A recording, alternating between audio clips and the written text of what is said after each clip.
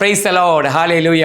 യേശുവിൻ്റെ ഏറ്റവും പ്രിയപ്പെട്ട സഹോദരി സഹോദരന്മാരെ, ബെത്ലഹേം ടെലിവിഷനിലൂടെ റൈസ് അപ്പ് എന്ന ഈ ശുശ്രൂഷയിലേക്ക് യേശുനാമത്തിൽ നിങ്ങളെല്ലാവരെയും വലിയ സ്നേഹത്തോടെ സ്വാഗതം ചെയ്യുകയാണ്. നമുക്ക് ഒരുമിച്ച് കർത്താവിൻ്റെ നാമത്തെ ഉയർത്താം. അവിടുത്തെ വചനം ധ്യാനിച്ച് കൃപയാൽ നിറഞ്ഞ് നിത്യജീവൻ്റെ പാതയിൽ നമുക്ക് മുന്നോട്ട് പോകാം. ഈ ശുശ്രൂഷയിൽ പങ്കെടുക്കുന്ന സകല കുടുംബങ്ങൾക്ക് വേണ്ടിയും യുവതിയുവാക്കൾക്ക് വേണ്ടി യുവജനങ്ങൾക്ക് വേണ്ടിയും സകല മക്കൾക്ക് വേണ്ടിയും ഞങ്ങൾ പ്രാർത്ഥിക്കുന്നു. കർത്താവ് നമ്മെ അനുഗ്രഹിക്കട്ടെ. പ്രിയപ്പെട്ട സഹോദരി സഹോദരന്മാരെ, ഇന്നേ ദിവസം ദൈവത്തിൻ്റെ ആത്മാവ് നമുക്ക് നൽകുന്ന പ്രധാനപ്പെട്ട ഒരു ദൂത് ഇപ്രകാരമാണ്: ആരിലാണ് ദൈവം തൻ്റെ ശക്തിയും മഹത്വവും വെളിപ്പെടുത്തുന്നത്?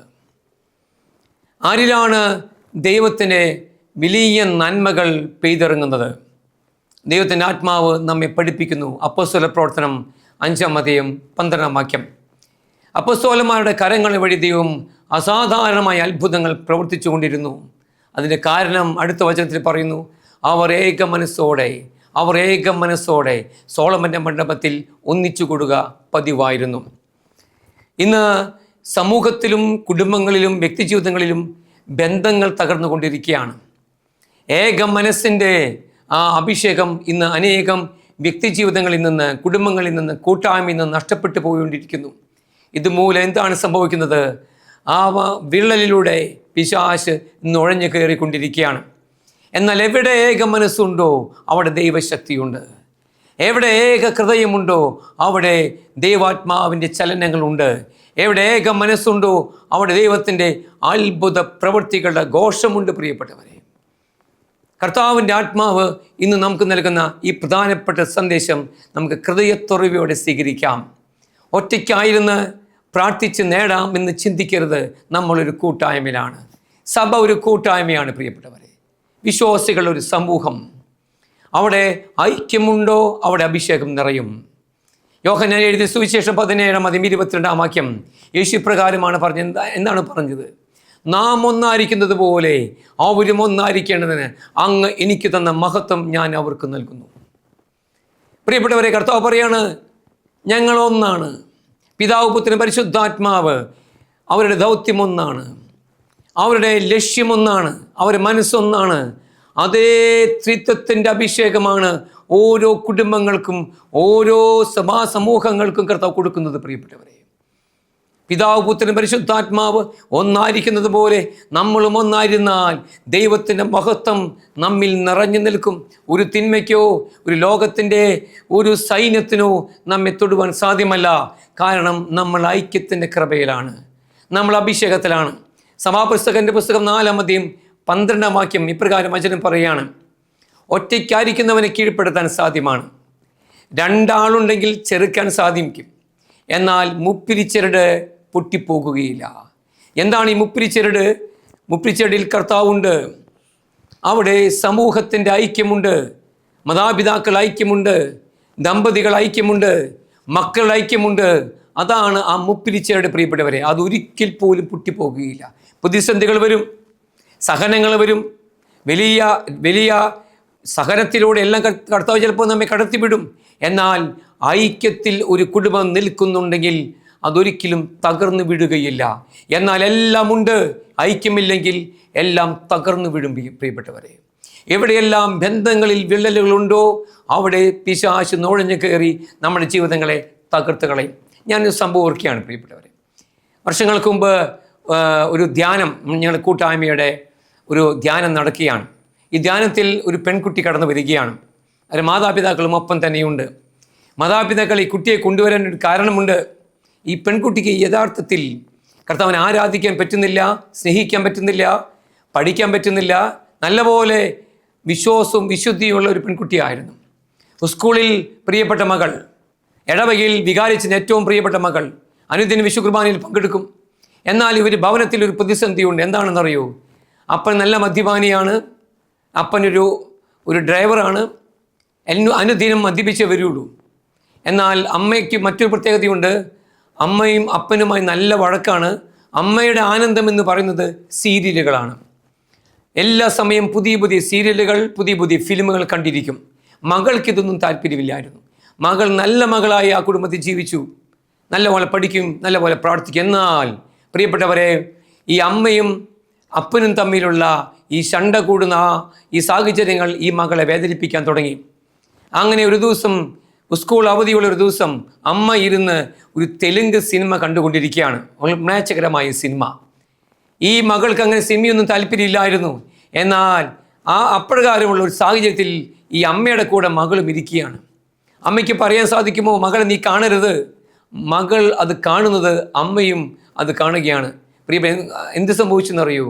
ഈ ഫിലിമിലുള്ള ആ നടനെ, ആ സൂപ്പർ സ്റ്റാറിനെ ഈ പെൺകുട്ടി ഒരു കാമുകനായി സ്വീകരിക്കുകയാണ്. പിന്നീട് എന്ത് സംഭവിച്ചു? അമ്മയില്ലാത്ത സമയങ്ങളിലെല്ലാം ഈ മകൾ വീണ്ടും വീണ്ടും ഈ സിനിമ കാണുകയാണ്. അതിനുശേഷം ഈ മകൾ ഒരു ഭ്രാന്തിയെ പോലെ ആകുകയാണ്. മാനസിക നില തെറ്റിപ്പോയി, പഠനത്തിൽ പിന്നോട്ട് പോയി, പള്ളിയിൽ പോകാതെയായി. പിന്നീട് ഈ സിനിമയിലെ കാര്യങ്ങൾ ധ്യാനിച്ചു കൊണ്ടിരിക്കുകയാണ്. വീട്ടിൽ അപ്പോഴും വഴക്കാണ്. അപ്പനും അമ്മയും എല്ലാ ദിവസവും രാത്രിയിൽ വന്നാൽ ശണ്ട കൂടും. പ്രിയപ്പെട്ടവർ, എന്നാൽ ഈ പെൺകുട്ടി ഈ ഫിലിമിൽ പിന്നെ തൻ്റെ ജീവിതം സമർപ്പിക്കാൻ തുടങ്ങി. കുറച്ച് കഴിഞ്ഞപ്പോൾ എല്ലാ വിധത്തിലും തകർന്നു തരിപ്പണമായപ്പോൾ മാതാപിതാക്കൾക്ക് മനസ്സിലായി ഈ മകൾ നഷ്ടപ്പെട്ടുകൊണ്ടിരിക്കുകയാണ്. അവർക്ക് സുബോധം വന്നു. അങ്ങനെയാണ് അവർ ധ്യാനത്തിൽ പങ്കെടുക്കുന്നത്. ഞാൻ നോക്കുമ്പോൾ ഈ പെൺകുട്ടി കർത്താവിൻ്റെ വചനം പ്രഘോഷിക്കുന്ന അഭിഷേകത്തിനെ നോക്കുന്നില്ല, തലകുമ്പിട്ടിരിക്കുകയാണ്. സമയം ഞാൻ ഓടിച്ചെന്ന് ഈ പെൺകുട്ടിയെ വിളിച്ചു. അപ്പോൾ മാതാപിതാക്കൾ കണ്ട് അവർ ഓടി വന്നു. ആ മാതാപിതാക്കളെ പറഞ്ഞു, ബ്രദർ, ഞങ്ങൾ വല്ലാത്ത വേദനയിലാണ്, ഈ മകളുടെ അവസ്ഥ എങ്ങനെയാണ്?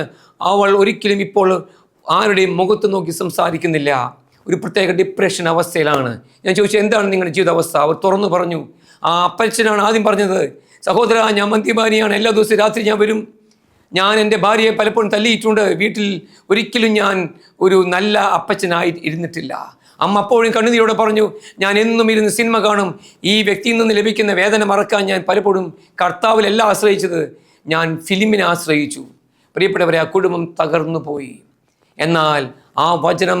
എന്നാൽ ആ ശുശ്രൂഷയിൽ അവരോട് കർത്താവിൻ്റെ ആത്മാവ് പറഞ്ഞു, ഐക്യപ്പെടുക.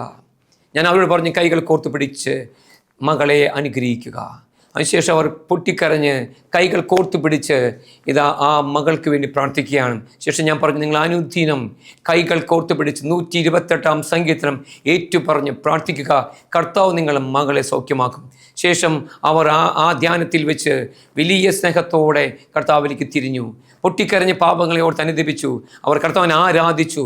പ്രിയപ്പെട്ടവരെ, ആ പെൺകുട്ടി 3-ാം ദിവസം തല ഉയർത്തി കർത്താവിനെ നോക്കാൻ തുടങ്ങി. 4-ാം ദിവസം കർത്താവിനെ ആരാധിക്കാൻ തുടങ്ങി. 5-ാം ദിവസം പരിശുദ്ധ അഭിഷേകം സ്വീകരിച്ചു.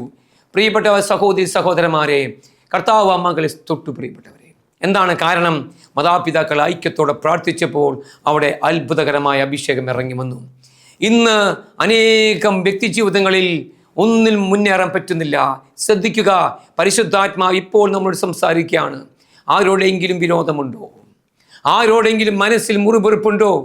ഐക്യം നഷ്ടപ്പെട്ടു പോയിട്ടുണ്ടോ? എങ്കിൽ ശ്രദ്ധിക്കുക, അവിടെ പിശാച് മറഞ്ഞിരിക്കുന്നുണ്ട്. അതുകൊണ്ട് ബന്ധങ്ങളെ പുതുക്കുവാൻ നമ്മൾ ഇപ്പോൾ ഒരു വില കൊടുക്കേണ്ടതുണ്ട്. പ്രിയപ്പെട്ട സഹോദരന്മാരെ, മത്തായി എഴുതിയ സുവിശേഷം 18-ാം അധ്യായം 19-ാം വാക്യം, ഭൂമിയിൽ 2 പേർ യോജിച്ച് ചോദിക്കുന്ന ഏതൊരു കാര്യവും എൻ്റെ സ്വർഗസ്വനായ പിതാവ് നിറവേറ്റി തരും. എൻ്റെ വ്യക്തിപരമായ ജീവിതത്തിൽ എനിക്ക് ഒത്തിരി പ്രതിസന്ധികൾ ഉണ്ടായിട്ടുണ്ട്, ഒത്തിരി വേദനകൾ എനിക്കുണ്ടായിട്ടുണ്ട്, ഒത്തിരി മരണത്തിൻ്റെ കയത്തിലൂടെ കർത്താവിനെ കടത്തിവിട്ടിട്ടുണ്ട്. പ്രിയപ്പെട്ടവരെ, ആത്മഹത്യയുടെ മുന്നിൽ ഞാൻ നിന്നു പോയിട്ടുണ്ട്. എന്നാൽ പ്രിയപ്പെട്ട സഹോദരന്മാരെ, ഞാൻ എൻ്റെ ജീവിതത്തിലെ പച്ചയായ യാഥാർത്ഥ്യങ്ങളിൽ വേദനയോടെ കടന്നു പോകുമ്പോൾ, ഞാൻ ഒരു പ്രതിസന്ധിയിൽ കടന്നു വരുമ്പോൾ, ഞാൻ ആദ്യം കടന്നു ചെല്ലുന്നത്, ദൈവസന്നിധിക്ക് കടന്നു ചെല്ലുന്നത്, ഞാൻ ഏറ്റവും അധികം സ്നേഹിക്കുന്ന, എൻ്റെ ഏറ്റവും അധികം ഞാൻ കൂട്ടായ്മയിലായിരിക്കുന്ന ധ്യാനക്കുരുക്കന്മാരുടെ കൂടെയല്ല. ഒത്തിരി നല്ല അഭിഷിക്തരെ എനിക്ക് നല്ല പരിചയമുണ്ട്. ഒത്തിരി പ്രശസ്തരായ ധ്യാനക്കുരുക്കന്മാരെ എനിക്കറിയാം. ശക്തരായ വചനപ്രഘോഷകരായ ആത്മാരെ എനിക്ക് നല്ല പരിചയമുണ്ട്. ഒരു പ്രതിസന്ധി ഉണ്ടാകുമ്പോൾ ഞാൻ അവരെ എല്ലാ ആദ്യം പോയി കാണുന്നത്, ഞാൻ എൻ്റെ വേദന ആദ്യം പങ്കുവയ്ക്കുന്നത് എൻ്റെ ജീവിത പങ്കാളിയോടെയാണ്. കാരണം അതൊരു വാഗ്ദാനമാണ്, അതൊരു ഉടമ്പടിയാണ്. വിവാഹം ഒരു ഉടമ്പടിയാണ്. മാതാപിതാക്കൾ മക്കൾ ബന്ധം ഒരു ഉടമ്പടിയാണ്. കൂട്ടായ്മയിലെ പരസ്പരമുള്ള സഹോദരന്മാർ തമ്മിലുള്ള ബന്ധം ഒരു ഉടമ്പടിയാണ്. ആദിമ ക്രൈസ്തവ സമൂഹം അവർ പീഡനങ്ങളെ മധ്യ ഉറച്ചു നിൽക്കാൻ കാരണം എന്താണ്? അവർ ഒരു കൂട്ടായ്മയിലായിരുന്നു. പ്രിയപ്പെട്ടവരെ, ഇന്നൊരു ചെറിയ പ്രതിസന്ധി വരുമ്പോഴേക്കും എന്തുകൊണ്ടാണ് ചിതറിക്കപ്പെടുന്നത്? കാരണം കൂട്ടായ്മയില്ല, ഐക്യമില്ല, സ്നേഹമില്ല, പരസ്പരം പരസ്പരം പങ്കുവെക്കലില്ല. ഞാൻ എൻ്റെ ജീവിത പങ്കാളിയോട് എൻ്റെ വേദനകളെല്ലാം പങ്കുവെച്ച് കണ്ണുനീരോടെ കരങ്ങൾ കോർത്തു പിടിച്ച് തിരുഹൃദയത്തിന് മുമ്പിൽ ഞങ്ങൾ മുട്ടുമടക്കി അന്നെല്ലാം കർത്താവ് ഞങ്ങളുടെ ജീവിതത്തിൽ പ്രവർത്തിച്ചിട്ടുണ്ട്. അതിന്നും സംഭവിച്ചുകൊണ്ടിരിക്കുകയാണ്. പ്രിയപ്പെട്ട സഹോദരി സഹോദരന്മാരെ, നമ്മൾ ഒറ്റയ്ക്കെല്ലാം നേടാമെന്ന് ചിന്തിക്കരുത്. ഒരു ഭാര്യ ഒറ്റയ്ക്ക് നിന്ന് ഭർത്താവിനോട് ഞാൻ ഐക്യപ്പെടില്ല എന്ന് മറുതലിച്ച്, ഒരു ഭർത്താവ് ഞാൻ ഭാര്യയോട് എന്തെല്ലാമായാലും ഞാൻ ഐക്യപ്പെടില്ല എന്ന് മറുതലിച്ച് ഒറ്റയ്ക്ക് നിന്ന് എത്രമാത്രം പ്രാർത്ഥിച്ചാലും സ്വർഗം ഇടപെടുകയില്ല. കാരണം അപ്പുറത്തെ വ്യക്തിവേദനയാണ്. കായേനോട് കർത്താവ് ചോദിക്കുന്ന ചോദ്യമുണ്ട്. ഉൽപ്പത്തി 4:10, കായേൻ, വേർ ഈസ് യുവർ ബ്രദർ? നിന്റെ സഹോദരൻ എവിടെയാണ്? കർത്താവ് നമ്മയോട് ചോദിക്കുകയാണ്, നിന്റെ സഹോദരൻ എവിടെ? നിന്റെ ഭാര്യ എവിടെ? സമരിയക്കാരി സ്ത്രീയോട് കർത്താവ് ചോദിക്കുന്നു, നിന്റെ ഭർത്താവ് എവിടെയാണ്? നിന്റെ ഭർത്താവിനെ കൂട്ടിക്കൊണ്ടുവരിക, ഞാൻ നിനക്ക് അഭിഷേകം നൽകാം, ഞാൻ നിനക്ക് ഉന്നമതി നൽകാം. പ്രിയപ്പെട്ടവരെ, ജോലി സ്ഥലങ്ങളിൽ ഭിന്നതകൾ, കൂട്ടായ്മ പ്രാർത്ഥന കൂട്ടായ്മകളിൽ ഭിന്നതകൾ, ഇടവക കൂട്ടായ്മകളിൽ ഭിന്നതകൾ, കുടുംബ കൂട്ടായ്മകളിൽ ഭിന്നതകളിൽ, ഇവിടെയെല്ലാം എന്താണ് സംഭവിക്കുന്നത്? കർത്താവിന് വേണ്ട വിധം നമ്മിലേക്ക് ചൊരിയാൻ ആഗ്രഹിക്കുന്ന നന്മകൾ ചൊരിയാൻ സാധിക്കുന്നില്ല. കർത്താവിൻ്റെ അഭിഷേകം സ്വീകരിക്കാൻ നമുക്ക് സാധ്യമല്ല. എന്നാൽ പ്രിയപ്പെട്ടവരെ, കൊച്ചു കൂട്ടായ്മയായാലും അവിടെ ഐക്യമുണ്ടോ, അവിടെ അത്ഭുതങ്ങളുണ്ട്, അവിടെ കൃപയുണ്ട്.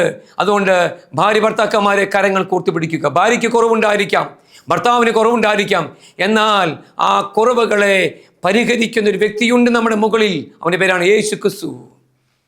അവന് ഹൃദയത്തിന് ഇണങ്ങിയവരായി നാം രൂപാന്തരപ്പെടണമെങ്കിൽ അവൻ്റെ നാമത്തിൽ കരങ്ങൾ കോർത്തു പിടിക്കുക.